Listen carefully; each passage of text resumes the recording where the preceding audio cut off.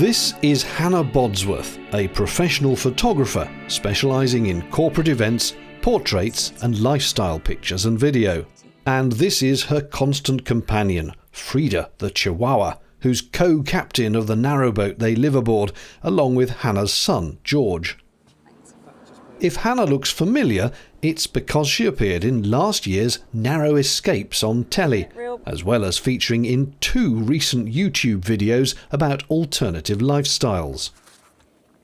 On a ridiculously hot day in July, she invited me aboard to see what boating is like on the very congested River Lee, which flows northwards out of East London. As always, before we set off, the first thing to do is some simple checks on the engine. This requires a degree of athleticism and flexibility. There's no way to do this gracefully, is there? The checks include the oil level. That's all right, isn't it? Bit dark, but that'll do.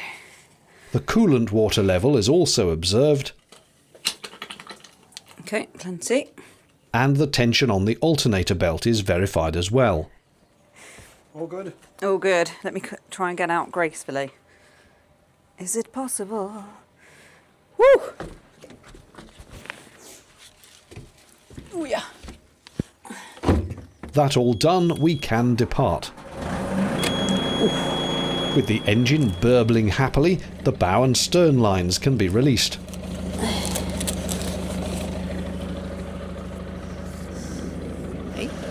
The co-captain was eager to be off. Look at all that green on the water from the very hot weather.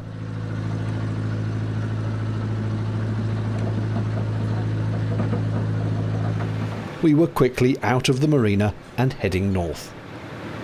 But no sooner had we started than we came to a crawl, with one boat doing unclear manoeuvres on the right and another splayed out into the navigation on the left. We crept slowly forward until matters became more clear, and look closely at that white boat's bow. See the dinghy that's just appeared? This is how you reach for your bow lines when mooring in London, it seems. Not for them the peasant's way of walking along the gunwales and back. Oh no! Take the dinghy and drag the bow round. It's ingenious. Meanwhile, the boat on the right wasn't setting off after all, but merely shuffling around to moor alongside another. We glided between them, our path now clear.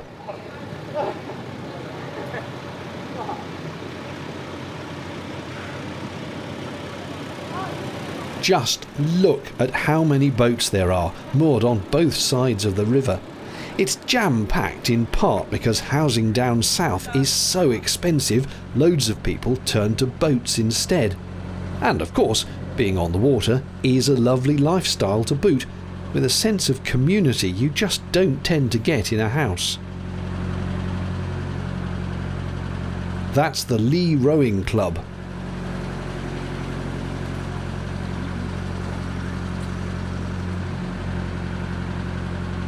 The other thing you notice about boating in the southeast versus the canals anywhere else is the variety of craft, from converted lifeboats to huge Dutch barges, as well as many traditional narrowboats.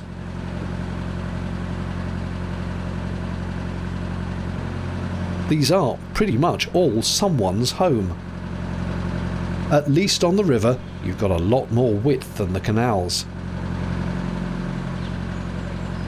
If anyone knows what these are and their history, I'd be delighted to hear in the comments.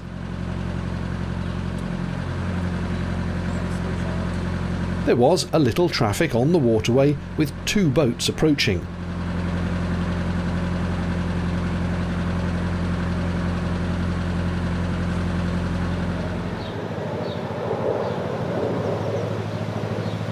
As always, a friendly wave was in order and a quick chat.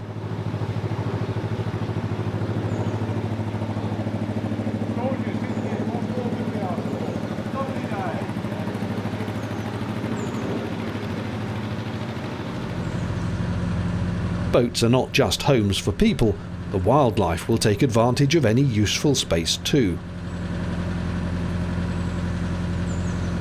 Hello baby, making a nice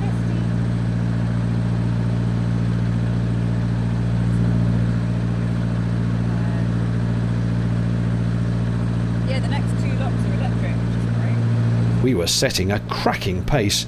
You can go faster on the rivers than on the canals, and you're less likely to disturb other boats with your passing as the volume of water is so much greater.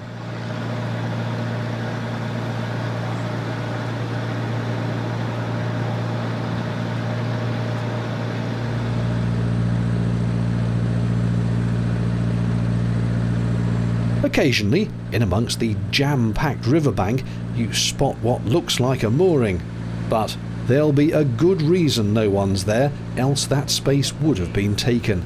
It's probably too shallow, or there's some kind of obstruction.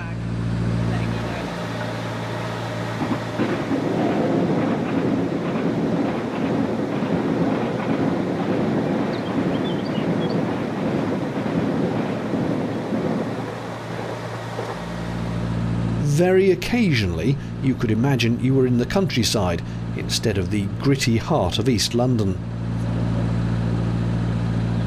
The trouble with being a tiny dog is you can't see very much from the back deck, so a helping hand is appreciated.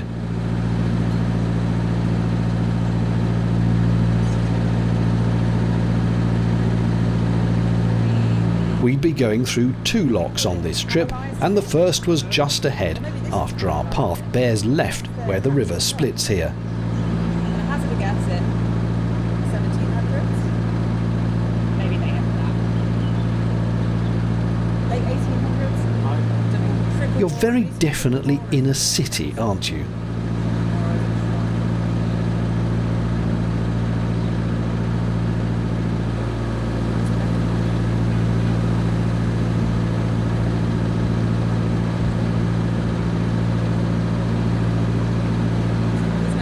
I promised you a lock, and there it is, Tottenham Lock. In fact, it's 2 double-width locks side by side, but Hannah assured me the left one is out of action, though I could see no signs to indicate that.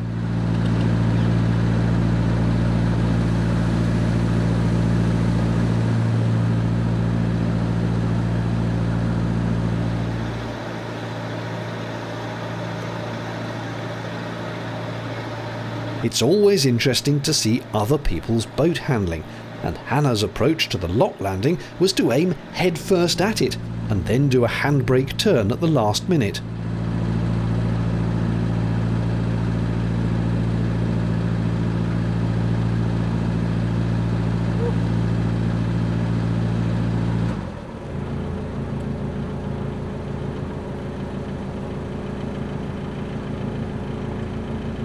I might be poking fun, but I can't knock it, as it worked perfectly.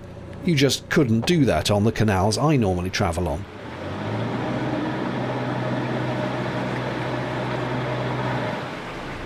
With the boat at a standstill, Hannah leapt up to take a centreline onto a bollard. Oh no, feel a bit far away. Her long legs come in very handy, it seems. Whoa!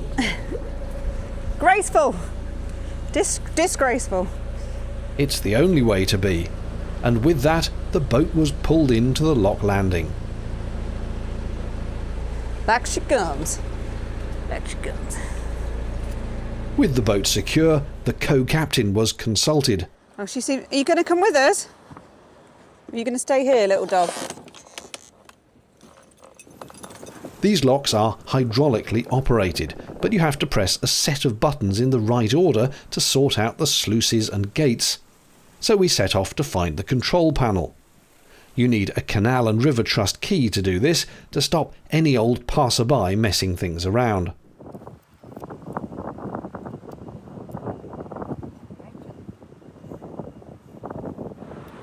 First, we closed the top gates.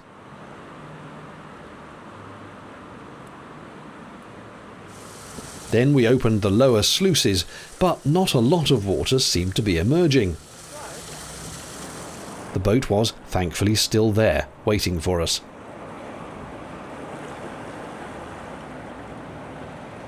Finally, the water levels equalised, and we could open the bottom gates and scamper back to the boat.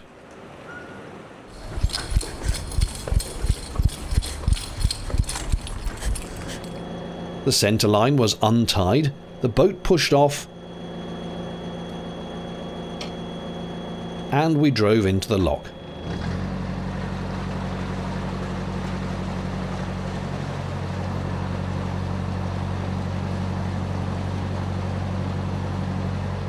I wouldn't want to be doing this along here on a dark night in winter, would you?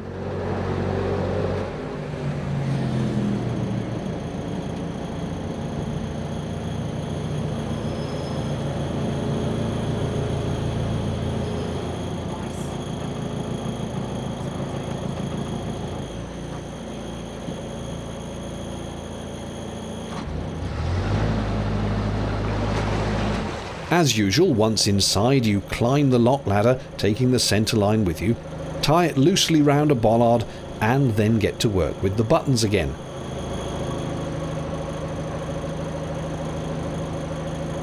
This time, starting by closing the gates you've just come in through.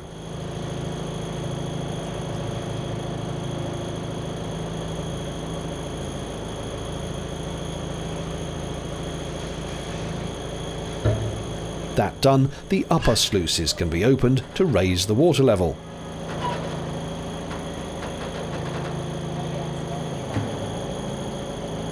The boat wasn't really going anywhere and I was still aboard, but Hannah hammed it up for the camera. This gives you a clear idea of how much the lock had raised us.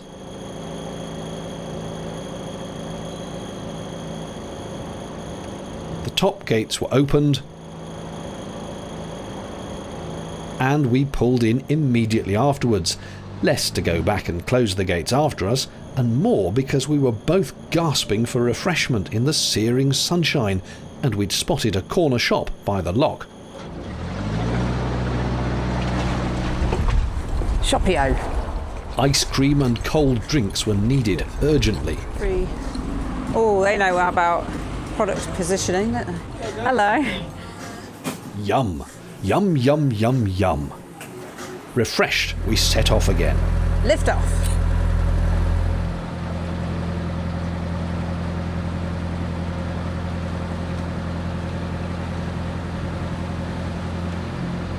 These would be extraordinary places to live. But not everyone's so fortunate to have a palace on the waterways. We saw plenty of these.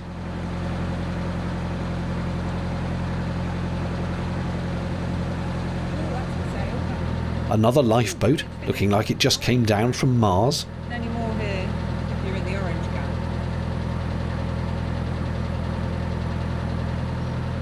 And ahead is Stonebridge Lock, just a short hop and a skip away.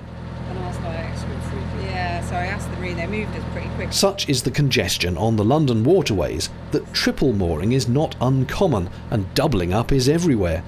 Boaters just have to accept they'll have close neighbours. I asked Hannah what life afloat has been like since she moved aboard in 2017. It's the dream if you like blood, sweat, tears, poo, hard graft, interrupted sleep, then it is the dream.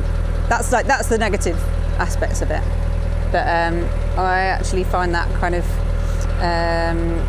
soul, what's the word? Some kind of like life source feeling of like a day's hard graft, you know, making your home habitable. You know, in the winter you're chopping your wood, you're building a fire, you're doing everything from scratch. That for me makes me feel happier. I sleep better because I've done a physical day. Yeah, so for me it's been good. We headed onto the lock landing with a less dramatic approach this time.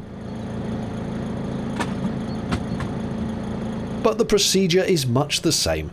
Step off and secure the boat to a bollard.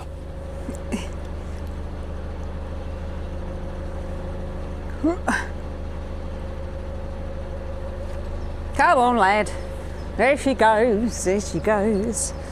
Frida took the opportunity to stretch her tiny little legs.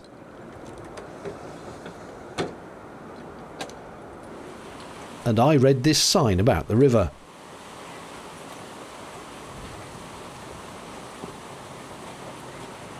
Hannah, meanwhile, was setting the lock ready for the boat to come in.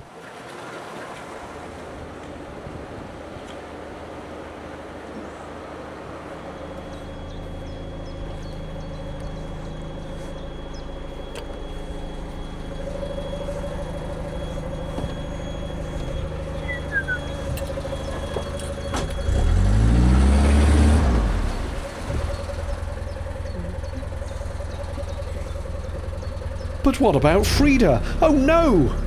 Where's David? Go to David. Go to the lock.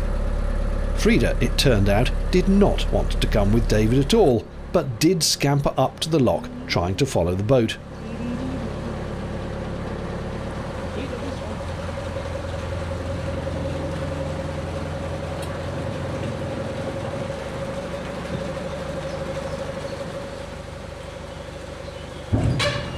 On the other side of the lock, a sunken boat provides at least a resting place for the wildlife. One man's hovel, another bird's. The sight of this cafe turned our thoughts to lunch, and we began keeping an eye out for somewhere to stop. But as ever with the London waterways, spaces were few and far between. Until, between this attractive rusty pipe and a graffitied bridge, we found room to moor up.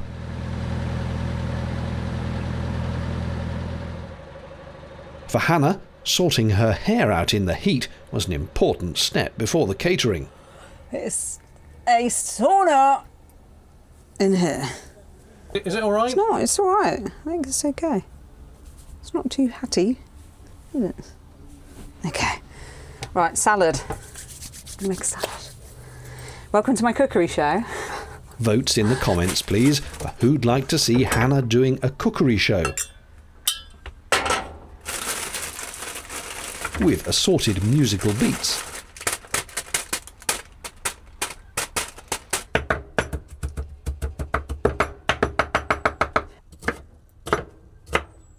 No fingers.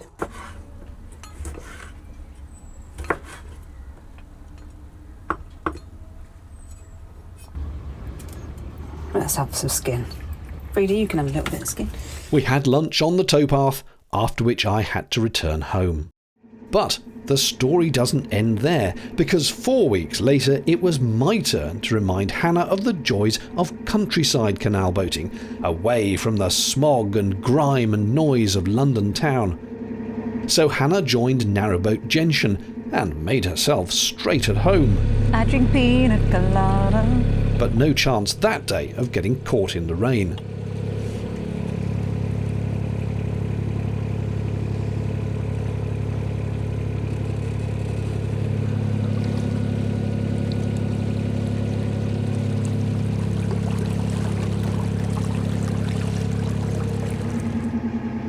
It was sunny and warm, and plenty of people were also out boating.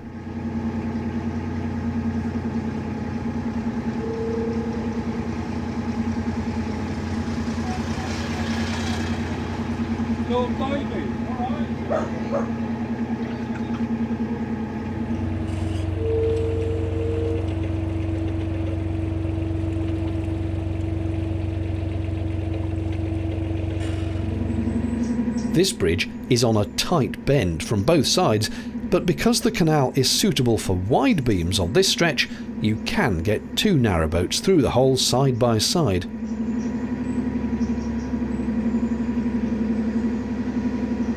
And I couldn't help but record this engine sound coming past.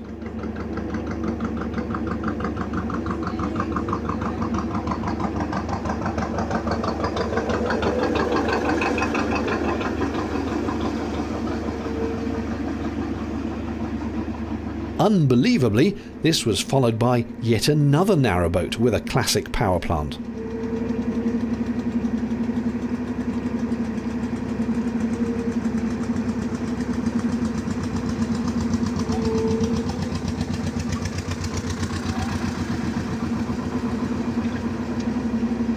By this point, Hannah had shifted to the roof, where she was busy using a proper bit of camera kit to take many photos, including some of me, which felt a bit peculiar if I'm honest. I do not feel photogenic.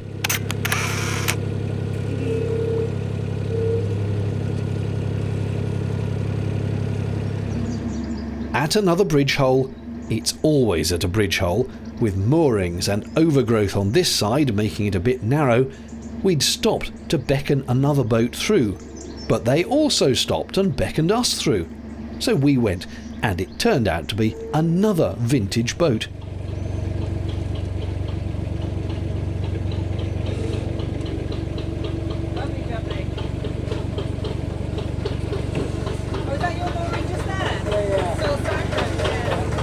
Unlike me, Frida is photogenic and she knows it, so she posed for photos.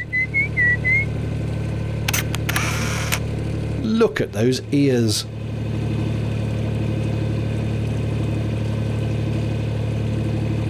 One is always on watch for an albatross on the waterways.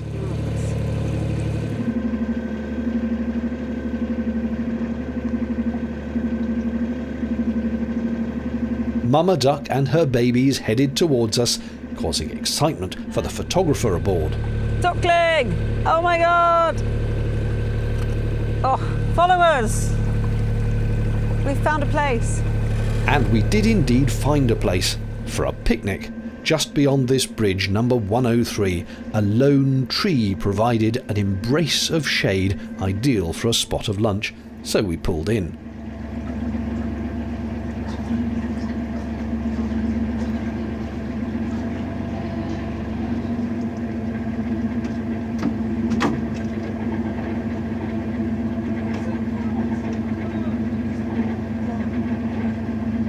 I made lunch this time, another salad, it was that kind of weather. And yes, I did offer Hannah the chair, but she insisted she preferred the cushion. After lunch we went for a quick stroll, me taking snaps on my phone and Hannah showing me how the pros do it. And me once again the model for her lens. After a very pleasant stop, we headed a little further along the canal.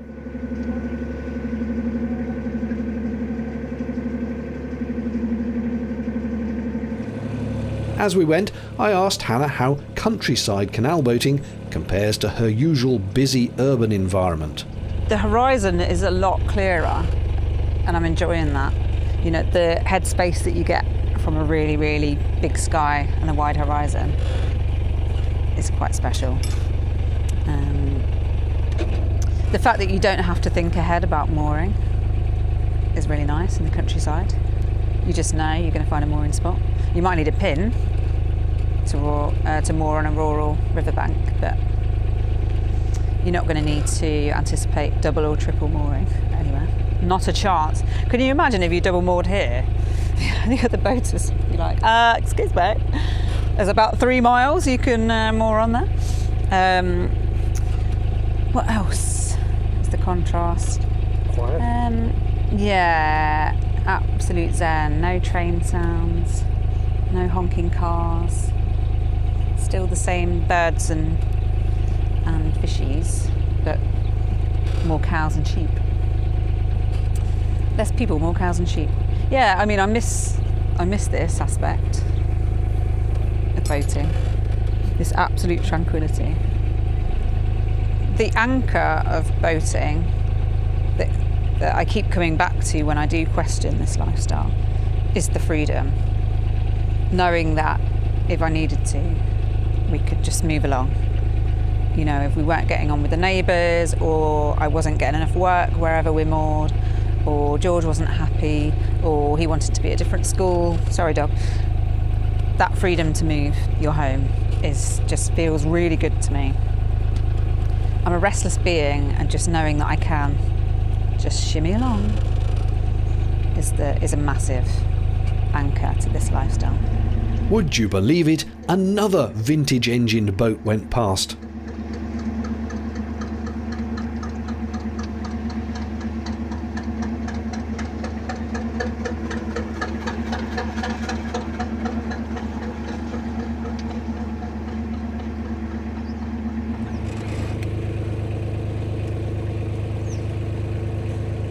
My boat being only 26 feet long, I can turn almost anywhere, and it was time to head back.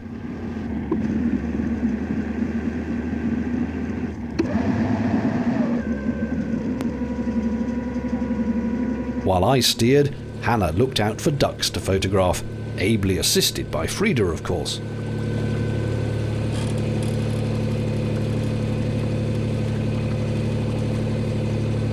Back under Bridge 103 we went. The day was drawing to a close. But which boating environment would be your choice? The hustle and bustle and excitement of the big city, or the slower, greener pace of life away from all the noise? Let us know in the comments. Thanks for watching. Cheerio.